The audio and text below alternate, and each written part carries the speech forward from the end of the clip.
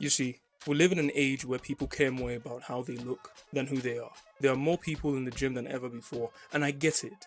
We all want to look good. It helps our social standing, it gets us attention, and yeah, it feels good when people notice. I mean, isn't that what we live for?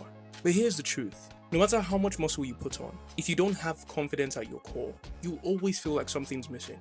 I know this because I didn't start off confident at all. Growing up, I was a skinny kid with big ears. People laughed, they whispered, they made jokes. Sometimes it was bullying, other times just banter, but either way it stuck. And I'm not here for a pity party or to say, oh my god, play victim. But the point I'm trying to make is that after a while, I started to believe it. I thought confidence was something other guys were born with, the tall ones, the strong ones, the popular ones. But with the passage of time, I began to learn that confidence has nothing to do with how you look and everything to do with how you see yourself. The real problem wasn't my ears or my body.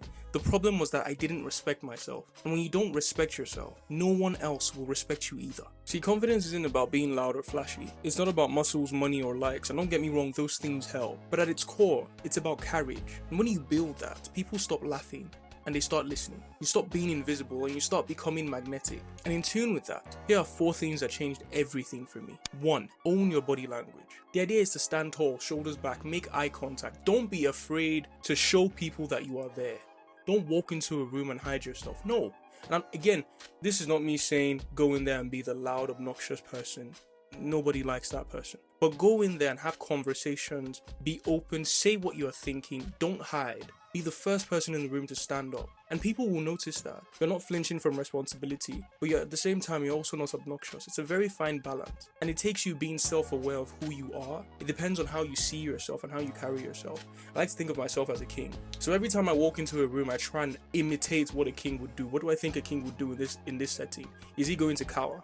Is it going to be quiet? And that dictates my next step. And when you carry yourself with that poise, trust me, you're not the only one who has an objective definition or objective view of how you perceive yourself. People have these ideas and they will begin to notice that you're acting in line with that and they become naturally drawn to you. But it all starts with how do you see yourself and imitate how you see yourself in public. Essentially, fake it till you make it. Number 2, control your voice. Slow down, speak calmly. You own this situation. Get to a place where you're confident enough to take your time to say exactly what you want to say.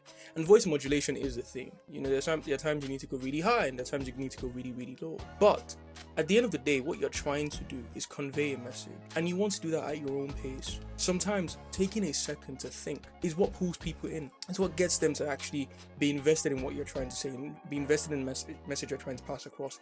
And you can only do this when you have a very commanding view of how you see yourself, a very commanding image of yourself in your mind. Using the example I gave before, I like to think I'm a king. A king is never in any rush. He owns the place and he owns the room. So if I'm talking to people and I'm coming from that mindset of I am a king, I'm at liberty to pause when I feel like pausing because I am essentially acting as if I own the room.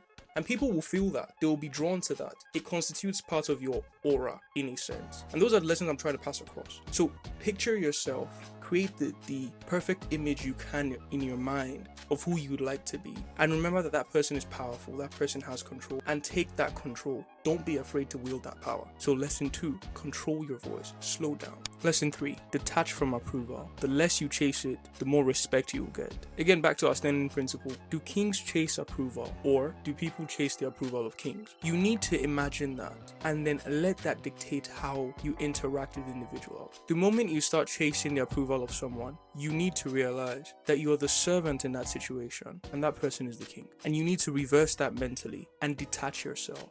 I read a book recently, The Courage to be Disliked, and it was not like anything I've ever read in my life. It was foundation altering for me, and it did a lot to adjust my orientation and a lot of things.